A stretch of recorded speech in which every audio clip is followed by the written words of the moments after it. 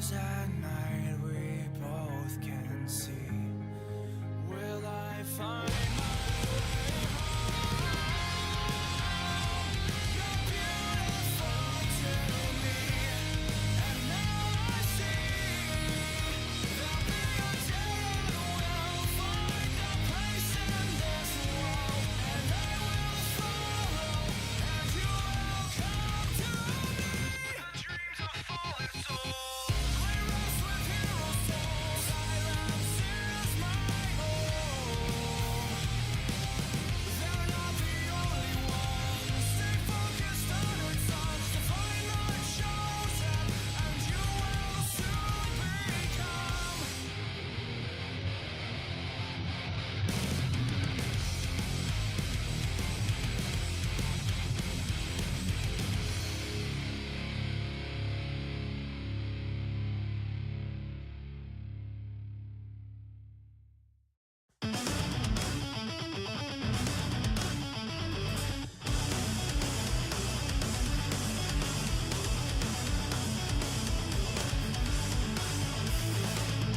We're not bargaining for your scraps anymore. So keep it all, we won't back down. It's a buyer's world out there, but we can't sell much lower. Our self-respect's worth more than that. You can look us in the eyes, 'cause it's easier to lie when you're wearing a disguise. The scales, they shift more in your favor, and you might think there's not much we can do. You have all the capital, we've got the numbers, now we have a voice, and we won't run away. Yeah, we won't run away. Won't run away. Yeah, we've got the numbers, now we have a voice, and we won't run away.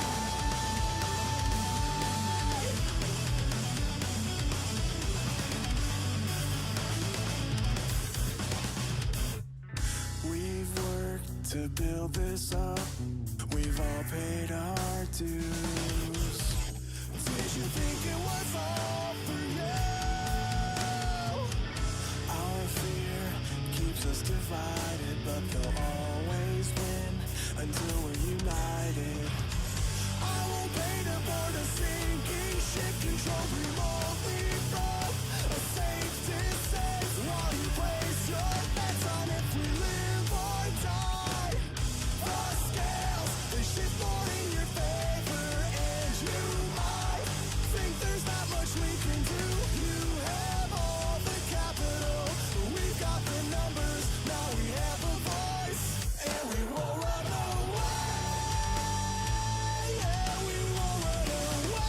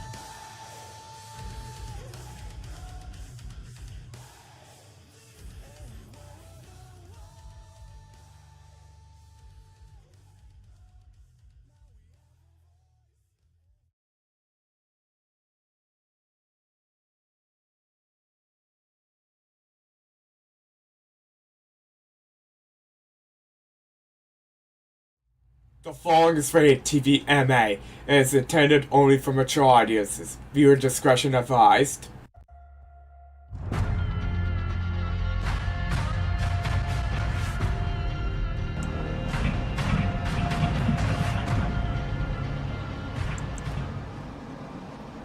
Yeah, what's up, my people? Talk radio. So, it is February 27th, 2025, which makes it Time Warp Thursday, Season 2, Episode 35 of Talk Radio. Opening up, February 27th, 2025, which makes it 15.89% through the year of 2025. 15.89%. We still got a long way to go. We're 8 weeks and 2 days into the year, and the wife's sneezing. Bless you. 8 weeks and 2 days into the year, which makes it 58 days total. 8 weeks and 2 days equals 58 days. And that's 1,392 hours and 83,520 minutes and 5,011,200 seconds. The numbers are just going up, and I'm going to have to read these like at the end of the year when it's going to be like in the trillions. It's crazy, man. We got one viewer on Twitch, one viewer on YouTube. Nobody on Facebook yet. But I'm sure my mama will pop up sooner or later watching this. So yeah, Time Warp Thursday, which is the paranormal, weird type stuff. Tonight, I'm going to do urban legends, like talk about urban legends, so urban legend night. But first, I'll talk about some personal and business type news and stuff. And don't mind my going crazy right now, okay? Because today on personal news, today was heck, okay? First, I clogged the garbage disposal, with beans. I was soaking beans. I soaked them for 2 days, so it was like they were going to be bad anyway.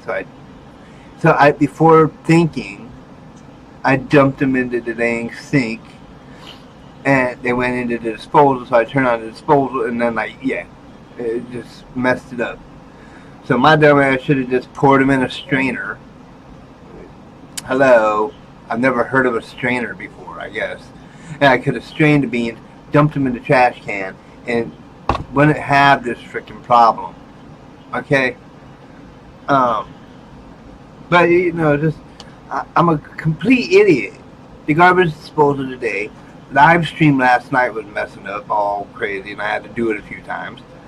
It's like, can I do anything right in this world? I swear, man, it's like everything just goes all rapidly crazy with it. Garbage disposal, live streams, this and that. Now my wrist hurts because I was like doing a pot or something, and I grabbed it wrong, or I twisted my wrist wrong or something. Now my wrist hurts like a bitch. Okay? What the hell? So I seem to be a walking mistake most of the time. I'm always making mistakes and screwing up stuff and being stupid, and I gotta use my brain sometimes instead of just dumping shit and not even thinking about it. I gotta think. And then I got my clothes wet trying to fix the damn sink. Wife's out doing her stuff, and I'm sitting there trying to fix the sink. And water come splashing up on my clothes. So I had to change my clothes because I got kind of soaked up a little bit. But yes, negative talk. But things like this, you gotta let it out. Otherwise, you're gonna hold it in your head and just sit there and stew over your stupidity. So if I let my stupidity out, whether it's on this show, which is what this show's for, it's for me to talk and vent and have interviews later on in time, because guests and stuff. But even negative talk, I gotta get it out. Otherwise, I'm gonna drive myself crazy holding it in my head, sitting there saying I'm stupid in my head, and repeatedly thinking I'm an idiot. So if I get it out, then it's out of my head, and I don't have to sit there and stew in my own little stupidity. Okay. I mean, it wasn't a horrible day. It just the stupid shit I did. It's crazy. And then like last night, live stream messing up, and tonight is working, fine and dandy. Everybody watching me right now. 3 people, one on Twitch, one on Facebook, one on YouTube. Told you my mama would join me sooner or later. I can bet you that's my mama watching. So and then business news, I'm still in a way pushing towards a vision of like video yearbooks still with schools.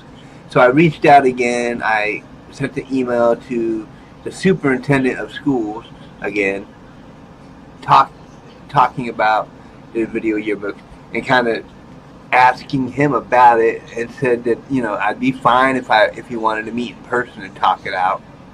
I was like, it's not going to cost you nothing. New like from Nancy Armstrong. She told you she was watching me. She always does.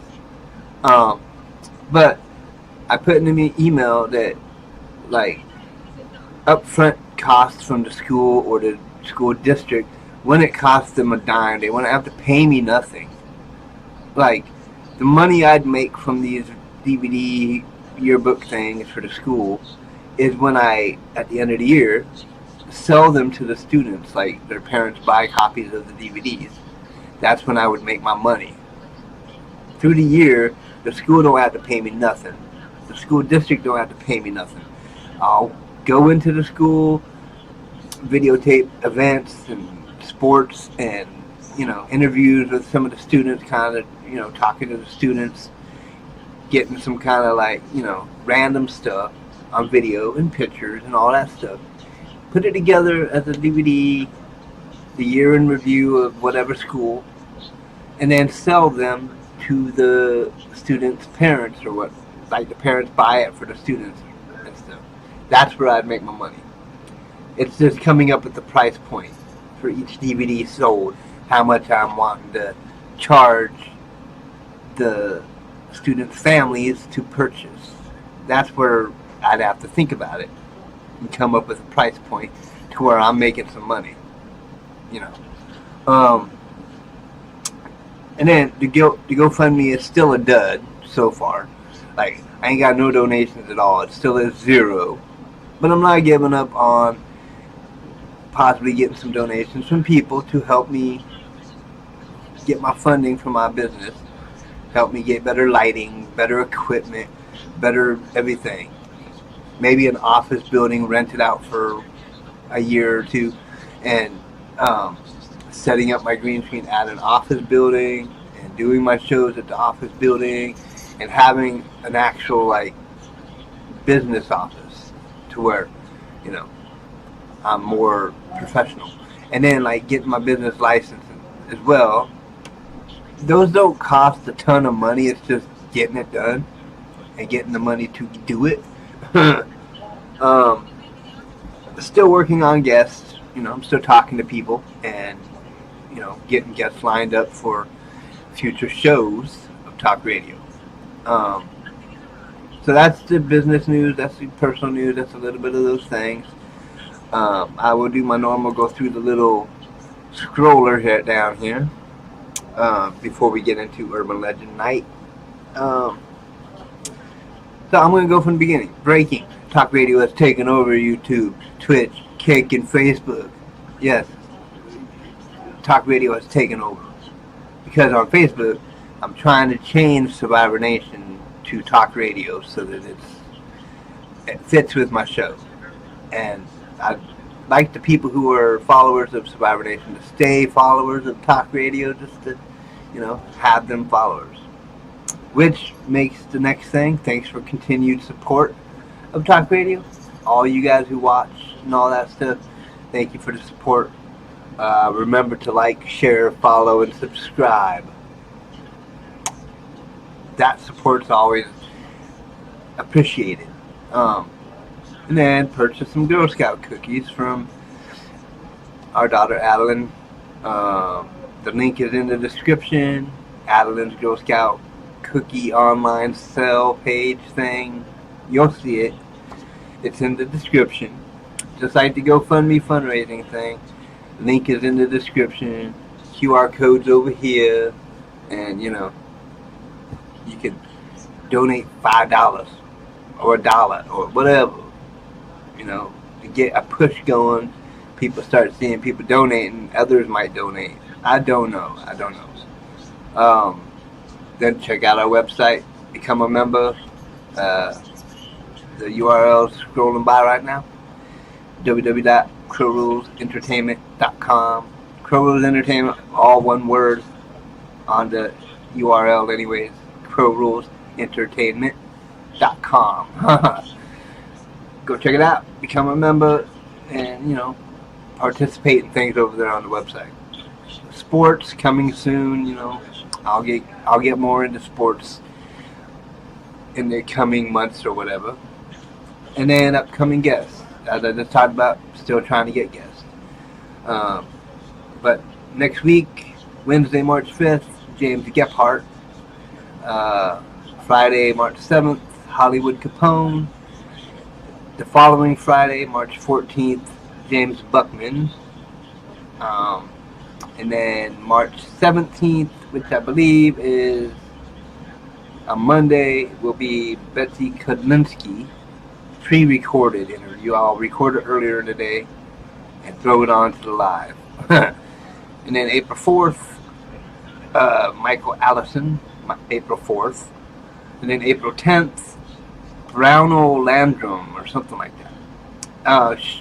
That person will be a guest on Thursday night. Thursday, April 10th, talking about just stuff like reincarnation and different things like that. I'll go over that stuff more because I got to start doing some studying for next week on this James Gephardt, my first guest. Get an idea what to talk about and, you know, read up on his business that he runs, that he owns.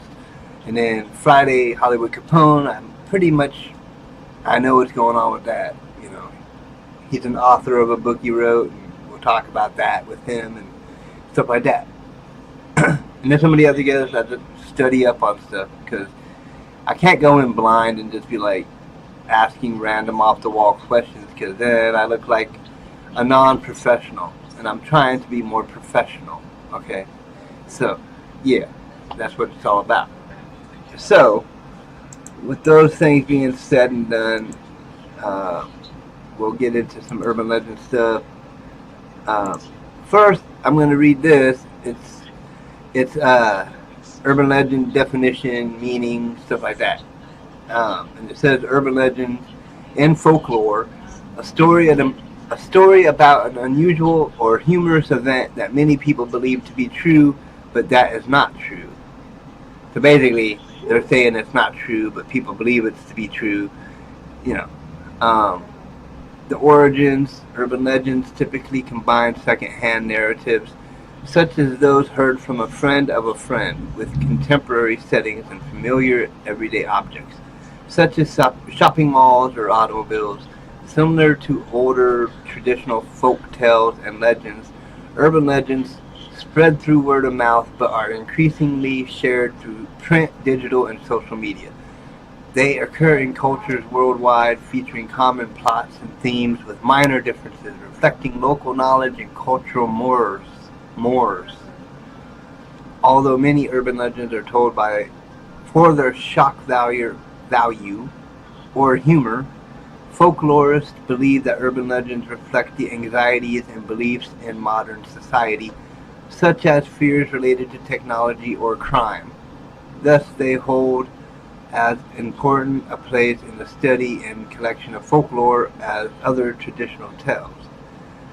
The term urban legend began appearing in folklore studies in the mid-20th century, and it was used to describe the genre of modern, too-good-to-be-true stories, shared through oral accounts. The phrase was popularized in 1981 with the publication of The Vanishing Hitchhiker, American Urban Legends and Their Meanings.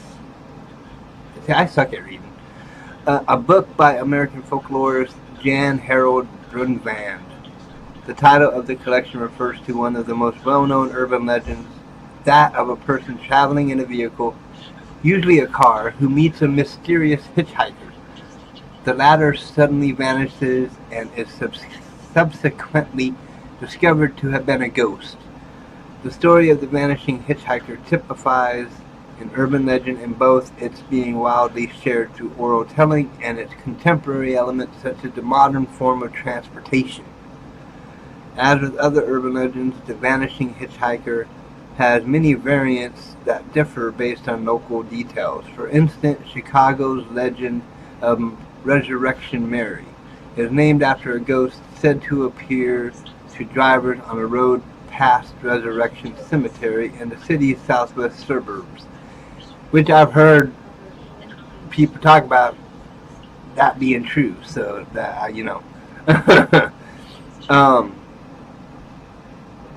let's see. More recent accounts of the vanishing hitchhiker often occur in subways or airports, or incorporate recent events. For example, after the devastating tsunami of 2004, tuk-tuk drivers in Thailand began to share a common wandering dead story of picking up a fare, usually a Western tourist and his Thai girlfriend, urgently headed to the airport, only to find that the passengers had vanished upon arrival at their destination. Urban legends are also typified by short, neat plots that involve a series of odd events or unlikely coincidences, followed by a twist ending. Folklorists distinguish between urban legends and rumors, gossip, misinformation, hoaxes, and conspiracy theories, most of which lack the urban legend's telltale narrative structure. Prevalent themes in urban legends include technology, business and industry, crime, medicine, and disease, fast food or contaminated food, disasters, doppelgangers or mistaken identities, and celebrities, as well as traditional themes of death, sex, and money. Unlike traditional folk tales, which are generally associated with rural, I can never say that word, rural, pre-literate societies, or with stories told by the very old to the very young. Urban legends are shared and believed by people of all ages, classes, professions, and education levels. So that's basically a rundown of urban legends. So get into some urban legends. I found this page, which was interesting because we're from Washington here, Washington State, and it says 12 creepy stories and legends that prove Washington is the creepiest state. So while the West Coast is famous for its Hollywood stars, Silicon Valley tech geniuses, and Portland hipsters, its ghosts don't get nearly enough attention. In fact, there are enough wacky, strange, and haunted happenings going on in Washington State alone to fill an entire bookshelf. From bizarre creatures to curse-wielding serial killers, from ghosts to UFO hotspots, there is plenty to entice any seeker of the paranormal in creepy Washington. These ghost stories from the Pacific Northwest are not only fascinating tales, but they inspire cryptozoologists and adventurers to this day. For instance, if you are going to find Bigfoot, it will most likely be in Washington, as this vast forested state boasts more Sasquatch sightings than any other. Read on to discover all that's weird and wild in Washington urban legends. So first up, they got the 13 Steps to Hell. Okay, the 13 Steps to Hell. In Maltby Cemetery, 20 miles east of Seattle, Washington, there is said to be a stairway to hell. According to legend, there was once a set of 13 steps in the cemetery leading below ground to the opulent tomb of a local family of means. Anyone who walked down the stairs and reached the 13th step would be met with a vision of hell so chilling it would drive them to insanity. Witnesses reported only seeing the person get to the final step and fall to their knees in terror. Apparently, several children walked those steps and never spoke again. At some point, the stairs were bulldozed over. It's rumored that, to this day, local kids trespass in Maltby Cemetery at night, digging for those haunted stairs. Now, I've never been to Maltby Cemetery, but that would be interesting. Stairs to hell. And you get to the 13th stair and you're like, ah! Creepy, okay? That's just creepy. Next is Mariner High School's mysterious mascot. According to legend, there is a strange creature that haunts Mariner High School in Everett, Washington. The high school keeps their lights on all night, but they start to flicker around midnight. Then some of them inexplicably turn off. Allegedly, if you get close enough to the school, you can see a pair of floating, glowing eyes. Some say that if you stare at them long enough, you may be able to discern the outline of what looks like a man. Not just any man, though. A humanoid shape with wings. Okay. Interesting. Next is the mysterious sinking of the Andalana. On January 14, 1899, the largest maritime disaster in the history of Tacoma, Washington, occurred when the chains of the ballast logs of the Andalana broke during a late-night squall. The ship capsized at the mouth of the Puyallup River. The captain of the ship and the 18-person crew all drowned that night. Strangely, the two divers sent to recover the ship after it sank also died, and no one knows why. They probably drowned because they couldn't swim that well. Well, no, they were divers. So, okay, but yeah. This one I always hear about, so it's UFO hotspot at Mount Rainier. One of the most famous moments in UFO history occurred on June 24th, 1947, when pilot Kenneth Arnold famously saw 9 flying saucers over Mount Rainier. This was the first major sighting of the era, and it initiated a UFO craze. His sighting garnered international attention, and subsequent sightings began to crop up all across the country. Soon after, the government set up a formal project for UFO investigation. Many have tried to debunk or otherwise explain what Arnold saw since, but die-hard believers still take his testimony as proof of extraterrestrial life. I've always heard about that one, the UFOs by Mount Rainier. Yeah, that's big. Next one, you hear about a lot in Washington State too. Bigfoot lurks in the Washington woods. If you are looking to find Bigfoot, Washington is the place to go. In fact, this state has a higher number of Sasquatch sightings than any other, racking up more than 500 in total. According to a former Army Special Forces soldier and Washington State trooper who chose to remain anonymous, after feeding Sasquatch-like creatures in the forest, he discovered that they have a distinct language. He described them as being between 6 and 7 feet tall and weighing about 500 pounds. Okay, I never heard of somebody feeding Sasquatch-like creatures, but yeah, anything's possible in Washington. The ghost of Dryden Hall. Dryden Hall on the campus of Eastern Washington State University initially opened in 1965 as an all-female dorm. Today it's a co-ed dorm, famous for the unsettling screaming face that can be seen on the outer wall of its north wing.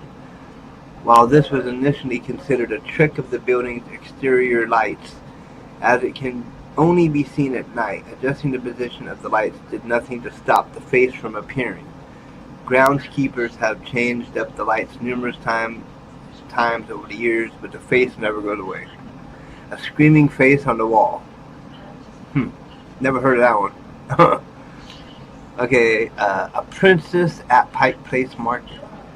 Princess Angeline was born around the year 1820 near Seattle, Washington. She was the daughter of Chief Seattle of the Suquamish, born Kiki Sablu. She was given her English name for her beautiful face and regal beard.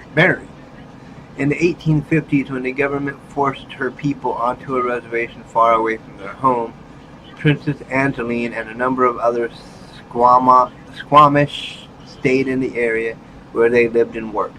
To this day, her ghost can be seen in Pike Place Market, where she sometimes appears to be sitting on a blanket with a handful of woven baskets for sale.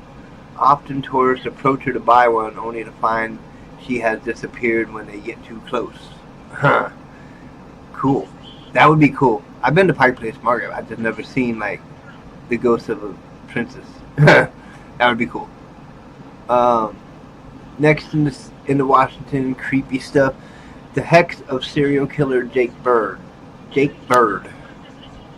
Old City Hall in Tacoma, Washington, held numerous criminals in its jail cell around the turn of the 20th century.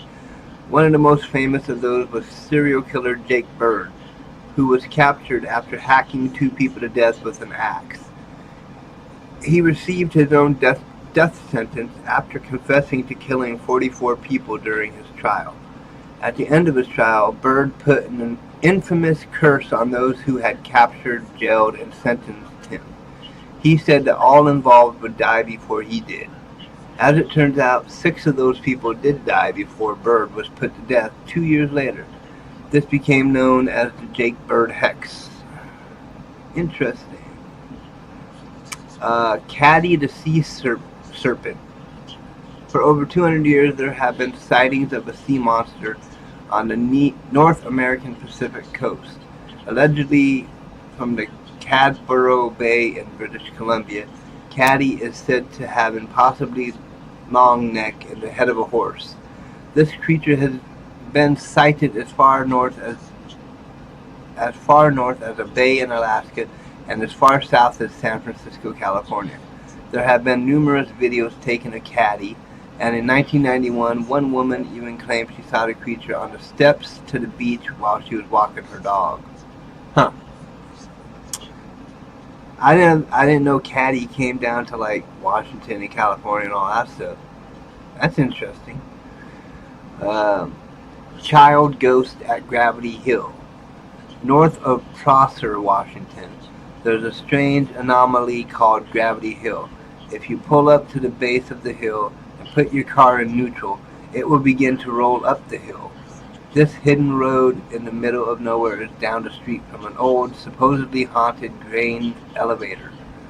And there is even a starting line at the bottom, so you know where to put your car in neutral. According to legend, if you dust powder on the back of your car before trying Gravity Hill, you will later be able to see the tiny handprints of the ghost children that pushed your car. Hey, we should go try that. That'd be cool.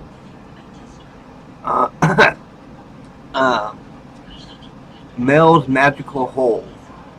This legendary and mysterious pit allegedly exists near Ellensburg, Washington. It all started when a man named Mel Waters called in to the Art Bell radio program claiming that he found a bizarre sinkhole on his property with strange powers. He stated that it was greater than 80,000 feet deep, as he had tied fishing line together and lowered it down into the hole, letting it go for more than 15 miles before it touched the bottom. He also claimed that the hole had the ability to bring dead animals back to life after a man's dead dog was thrown into the pit and then was seen walking around shortly after.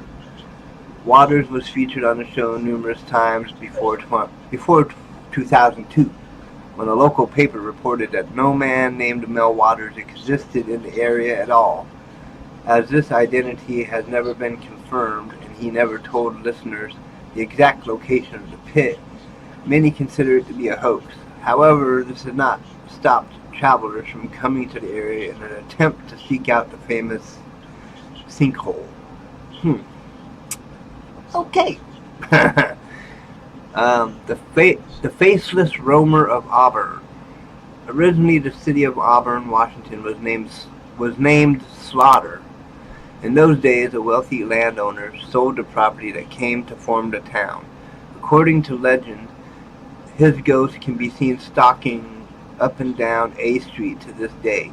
He angrily walks through walls and appears on the other side of them, his face suspiciously absent. While it is unknown exactly why he appears without a face, it's said that he haunts Auburn because he is unhappy about the way his land has been used. Some have also claimed that he seems to take delight in scaring anyone unlucky enough to cross his path. Okay, so there's Washington urban legend, myths type things. Like I said, some of them could be true because like the Bigfoot thing, and the UFOs was true because, you know, I remember hearing about that all my life. The serial killer guy, I don't know. Caddy, I don't know. Yeah, it's just interesting stuff. Let's see where I'm at. 11:30. Okay. I could be doing more urban legend talk. I got a new follower on Facebook, Christian Macaspack. Christian Macaspack. I probably said that totally just randomly wrong, but thank you for following over on Facebook on my page there. Appreciate you, everybody. Okay, now let's see. We go. This website is kind of dorky. It's got a whole bunch of different stories. I don't want to go like through them all because it's like a lot. But I'll pick like some. You know, there's like hundreds of them or something. Let's see. They got different like categories. They got animals, bridges and tracks, bugs and snakes, cars, celebrities, children, emails, Facebook and Twitter, featured, food, ghost stories, government and military, holidays, Hollywood, home invasion, horrible accidents, love and marriage, Mad Men, medical, mirrors, pictures and videos, regional and cultural, rituals and games, scams and cons, school, unbelievable stories, uncategorized, urban legends online, warnings, and web tech. So, let's see. Let's start with bugs and snakes a little bit. Just, you know, since I own a snake and we got, you know, bugs around the house and stuff, because we got crickets that we feed to the lizard or leopard gecko. So sometimes you hear the crickets all doing their little twerping or whatever it's called. Let's see, they got praying mantis, $1,000 bug. It says, tonight we found this praying mantis stuck between the storm windows of my son's room. He's still in there trying to get out, but we aren't sure the best way to free him. My 7-year-old boy was very upset, not because he was practically bunking down with a praying mantis for the night, but because he wanted to make sure he didn't die. He knows they are especially good bugs, that they will be good for mommy's garden, and that it's illegal to kill them. He told us that if we kill it, that we will get a big fine. I was surprised to hear him say that because my husband and I never told him this, but I knew I had heard it before. When I posted a picture on Facebook tonight, a friend who also lives in New Jersey called it the $1,000 bug. He said that when he was a kid, it was illegal to kill a praying mantis, and the fine for such a crime was $1,000.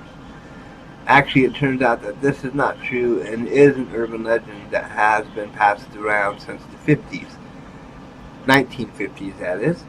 It's never been illegal to kill a praying mantis in the U.S. Okay. So we can kill praying mantises. Cool.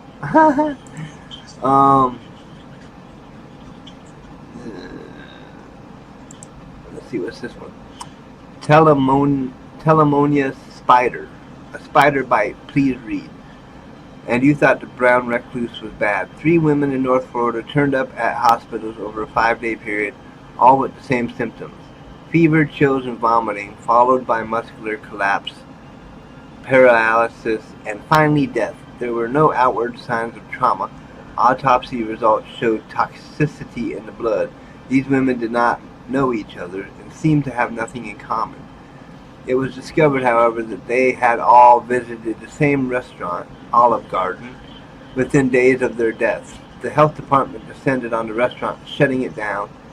The food, water, and air conditioning were all inspected and tested to no avail.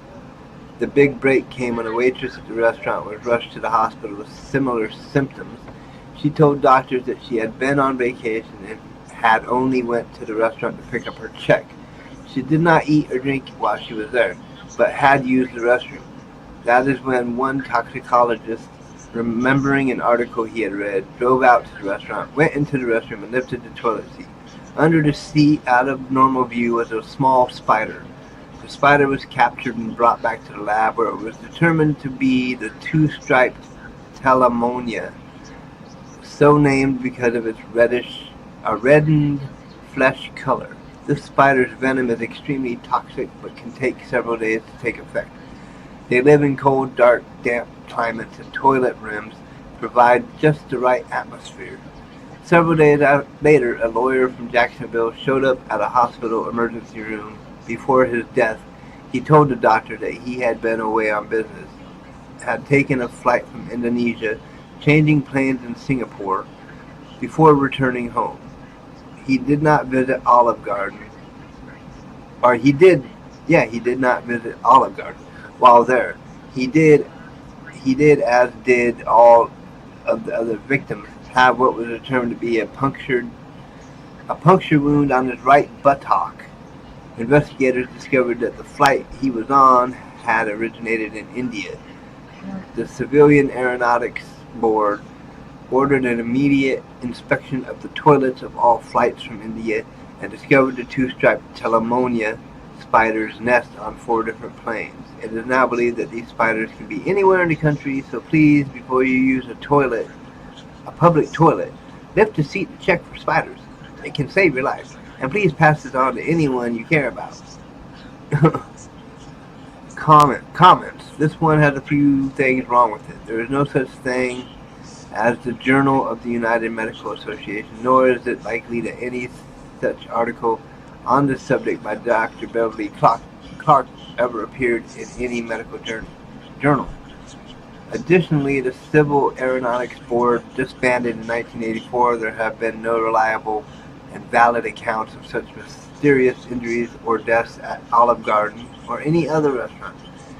This urban legend has taken many forms over the years. As it circulates, more detail is removed or replaced to make it seem more believable and less like the joke it was probably intended to be. This latest version is stripped of many of the facts that made earlier versions easy to research and debunk. The earliest internet version, 1999, I found, links the mysterious deaths to Big Chappie's restaurant in Blair Airport in Chicago, presumably an abbreviation of O'Hare, and identifies the spider as the hilariously named South American blush spider. Okay. Next, let's go over here, check this one out.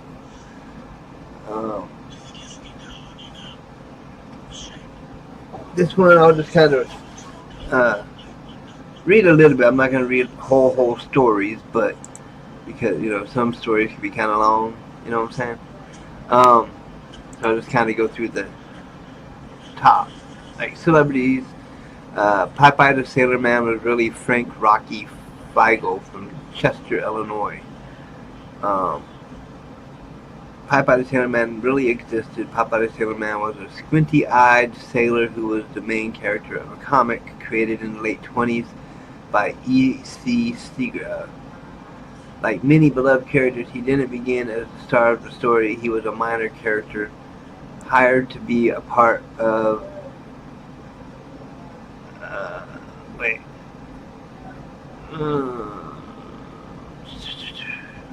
He was a minor character hired to be a part of the ship's crew.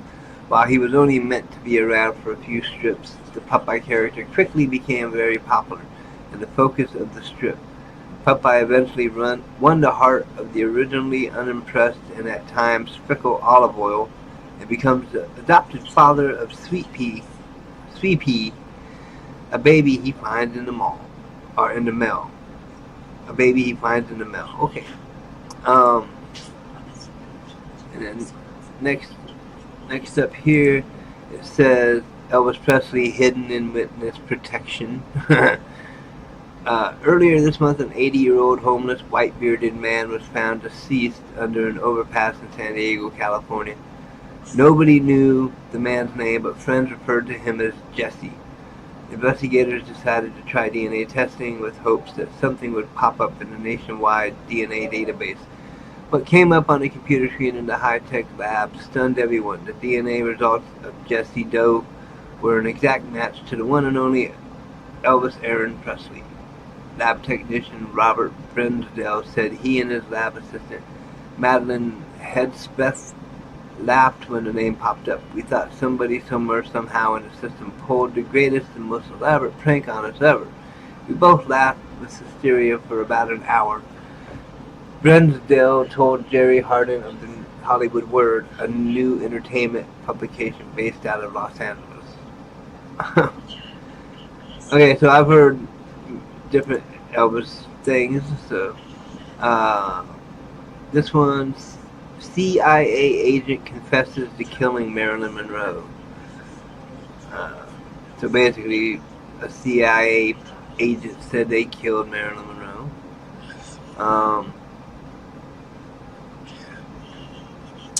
Abraham Lincoln and John F. Kennedy. Abraham Lincoln was elected to Congress in 1846.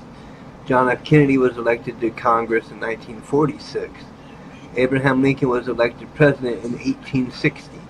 John F. Kennedy was elected president in 1960. Both were particularly concerned with civil rights. Both wives lost a child while living in the White House. Both presidents were shot on a Friday. Both presidents were shot in the head. Now it gets really weird. Lincoln's secretary was named Kennedy. Kennedy's secretary was named Lincoln. Both were assassinated by Southerners. Both were succeeded by Southerners named Johnson. Andrew Johnson, who succeeded Lincoln, was born in 1808. Lyndon Johnson, who succeeded Kennedy, was born in 1908. John Wilkes Booth, who assassinated Lincoln, was born in 1839. Lee Harvey Oswald, who assassinated Kennedy, was born in 1939. Both assassins were known by their three names. Both names are composed of 15 letters. Now hang on to your seat. Lincoln was shot at the theater named Ford. Kennedy was shot in a car called Lincoln, made by Ford. Booth and Oswald were assassinated before their trials. And here's the kicker. A week before Lincoln was shot, he was in Monroe, Maryland. A week before Kennedy was shot, he was with Marilyn Monroe. And Lincoln was shot in a theater, and the assassin ran to a warehouse. Kennedy was shot from a warehouse, and the assassin ran to a theater. Wow, interesting little tidbits there. How all those kind of synced into each other. Kind of funny. This one's legendary. The Wizard of Oz hanging munchkin scene. A friend told me that in one scene of The Wizard of Oz, you can see someone hang themselves from a tree in the background. Well, the dead person hanging in the background rumor is popular, but untrue. Yeah.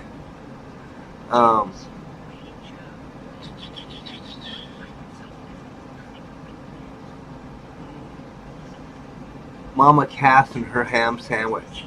Mama Cass Elliott's death has been reported over the years as having been caused by choking on a sandwich while in bed and from inhaling her own vomit. She didn't choke. The unfortunate story of Elliott's cause of death was started by a careless coroner called to examine her. He saw a ham sandwich and a Coke on a table next to the bed where Elliott's body lay, and he jumped to a very quick conclusion stating that Elliot, not displaying symptoms of any other sort of trauma, must have choked while eating and drinking lying down. The story jibed with the general impression of Elliot as gluttonous, so it stuck. Okay, so that kind of celebrity type stuff. See, 11:45, got 15 more minutes here. What should we do next? Let's see, ghost stories. See if there's any good ones. I'm just kind of browsing through real quick right now. Home invasion. The babysitter and the clown statue. Originally published on this site in September 2011, this legend is the second most popular story submitted to the site. The list of names that appear below is only a partial list of similar submissions. We also have many visitors who found Ulo by searching for this old favorite.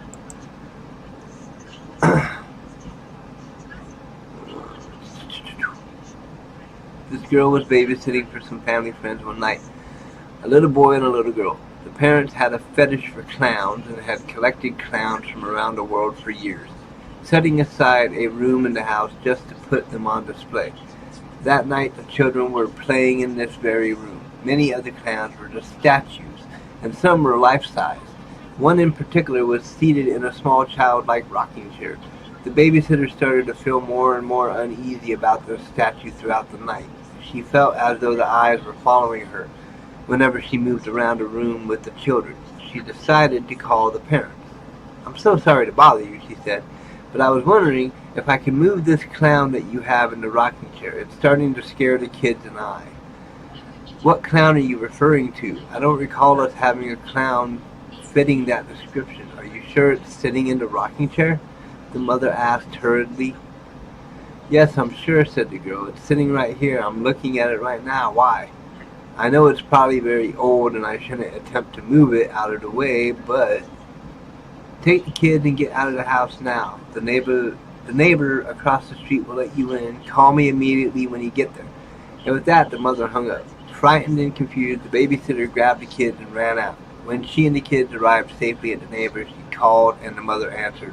"What's wrong? Did something happen? Are you all okay?" the girl asked. "Yes, we are fine, but it's not us we are worried about. It's you and the kids. I'm so glad you called. We were afraid this would happen again. We will be there shortly along with the police. I'll explain everything when we get there." And the mother hung up.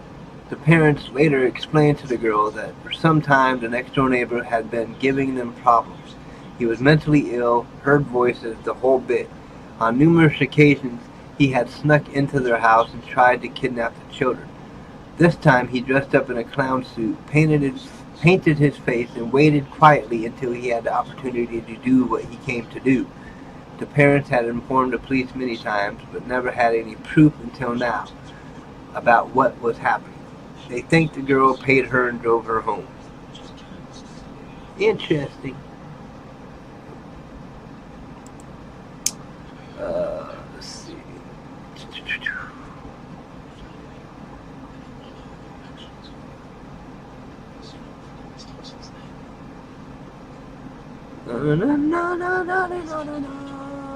I love urban legends because, they're meant to be kind of like made up and just like, people don't have to necessarily believe them, but some turn out to be kind of like true,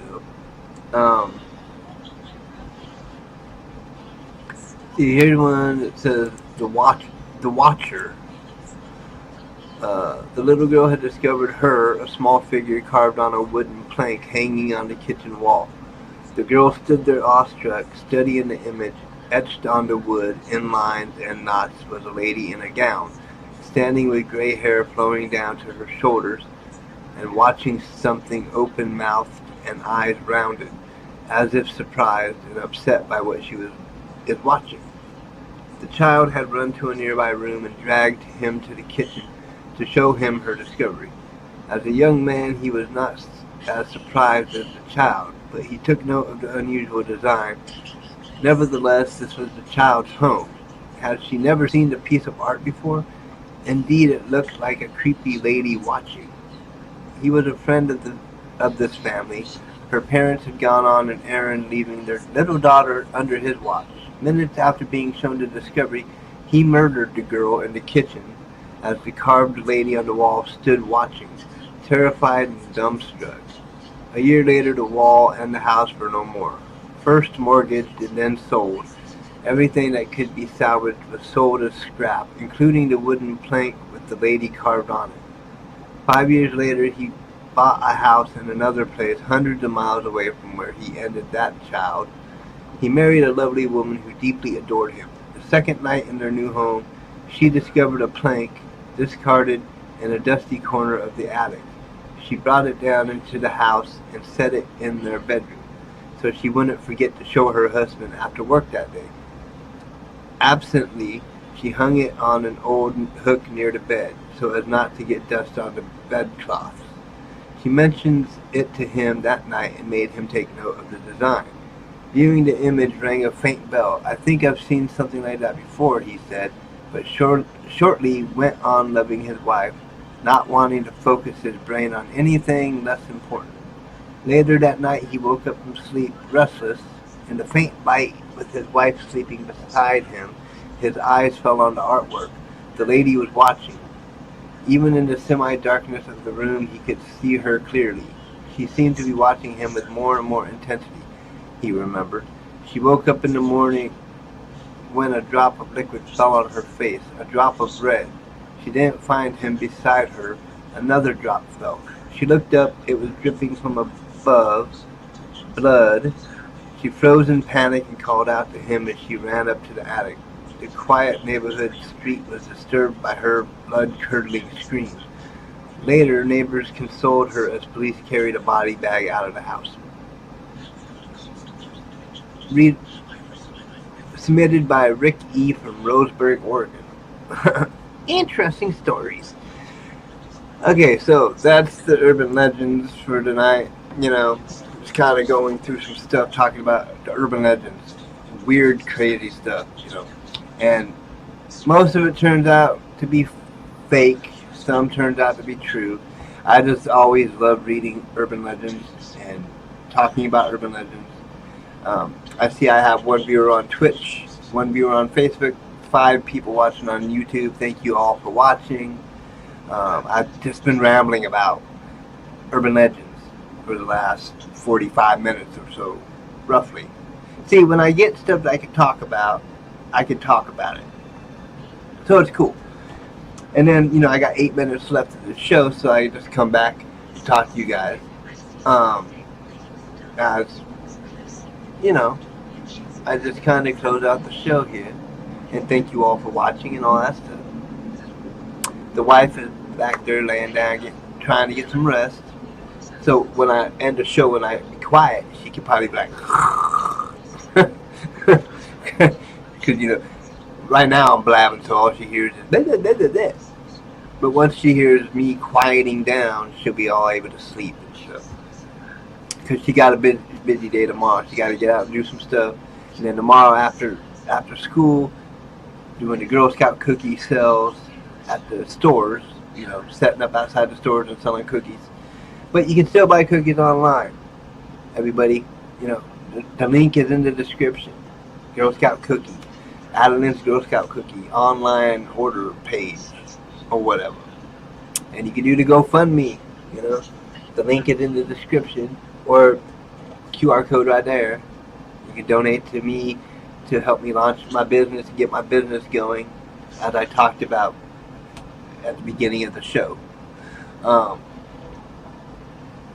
And next week, my first 2 guests. A little nervous about it, but I'll pull through. I'll be alright. I'll just be nervous about it. But that's okay. Nerves are normal. If you don't have nerves, you're dead. You know what I'm saying? So, all you guys that are watching, remember to share with your friends, if you found this episode interesting. This is Thursday stuff. Thursday stuff's going to be probably the most popular and fun to watch because we'll be talking about weird stuff. Like tonight was urban legends. Last week we talked about like Jack the Ripper and stuff like that. Future episodes we'll be talking about ghosts and aliens and different things. So, you know, I think Thursday might be one of my popular nights of talk radio just for that. For the paranormal talk and the random scary things that we talk about. Tomorrow night, finally Friday, 23 hours or so from now. Finally Friday, closing out the week, preparing for the weekend, and then preparing for next week when I get my guests, my first 2 guests, and, you know, prepping my mind for this guest thing. Because, for one, I'm talking to strangers, and for 2, I'm terrible at, like, coming up with questions to ask the people. Yeah. But I got this. I'm going to do it. I'm going to rock it. I see nobody was chatting on this YouTube chat or Facebook chat or nothing like that. That's okay. I was on websites reading the urban legend stuff off websites, so I wasn't really seeing my live stream as I'm doing it. Okay. But yes, go check out my website, crowrosesentertainment.com. Become a member of the page or of the website. Post in the forums. Check out the groups. You can create a group if you want and have conversations in your group or other groups. You can watch the live streams over there on Crow Rose Entertainment, and you can book any videography stuff you might want to hire me to do. Like I say right now, it's local. Pierce County, Lakewood, Tacoma, you know, University Place, Spanaway, Parkland. Just the nearby areas where I can get to easier. In the future, I'd be fine with branching out and going to other cities or other states and doing these things. It just, you know, the price would go up for you people out of state because I got to pay for my travel expenses. And then video yearbook, I emailed the superintendent of the school district, so waiting to, you know, see if he'll reply and get back to me and see if I can get something going with video yearbooks. And then get a price point for the DVDs at the end of the year, how much each one will cost the parents of the student, you know. What's my price point? How much I want to make. So, with that being said, in 3 minutes to go, I did good tonight. I did an hour without even sitting there going, The wife should be proud. The mother should be proud. I got 6 viewers on YouTube now. See, the numbers are going up on a Thursday night. Thursdays are going to be my top dog night of the week for viewers. Because paranormal stuff, you know. Time travel, aliens, ghosts, urban legends, you know, all those things interest people more than anything else. So Thursdays are going to be like my show to watch, you know. Probably be my best show of the week every week, which is awesome. I like that. Because I like entertaining people. Now Monday, Tuesday, those are the motivational type nights. And Wednesday is just random, wedgie Wednesday, talking about crazy, whatever. Friday, finally Friday, ending out the week, talking about the week, talking about the weekend to come, and stuff like this, you know. So, with that being said, I thank you all for tuning in and continuing to support me, those who support me on multiple occasions, or who returning visitors. Remember, like, share, follow, comment, subscribe, you know, all that stuff. Keep me growing, man. Keep me growing. Keep me out there. Put my name out there. Put this face out there. People want to see this face. Yeah, because I'm a weirdo. But much love to you all. thank you for tuning in, and I will see you guys in 23 hours or so for finally Friday, 11 p.m. Pacific Standard Time tomorrow night. Love, peace, and hair grease.